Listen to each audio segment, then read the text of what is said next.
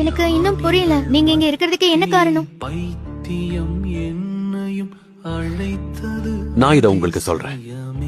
ஏன்னா நீங்க பிள்ளைகளா இருந்தாலும் பெரியவங்க உங்க வாழ்க்கையில நீண்ட காலம் உங்க கூட வாழ்ந்தாலும் பல நேரங்கள்ல பெரியவங்களுக்கு குழந்தைங்க கிட்ட இருக்கிற விசுவாசம் தேவைப்படுது. இந்த விசுவாசத்தை நீங்க கெட்டியா பிடிச்சிட்டீங்கன்னா என்னைக்காவது ஒரு நாள் நான் உங்களுக்கு சொல்றதை நீங்க புரிஞ்சுக்குவீங்க.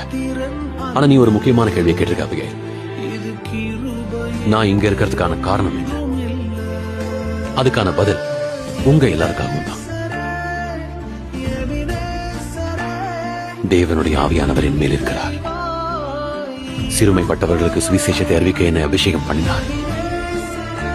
சிறைப்பட்டவர்களுக்கு விடுதலையையும் கட்டுண்டவர்களுக்கு கட்டவிழ்த்தலையும் கூற அனுப்பினார். கட்டுண்டவர்களை விடுதலையாக்கவும் என்னை அனுப்பினார். உங்க கூட நேரத்தை செலவிட்டது ரொம்ப சந்தோஷம்.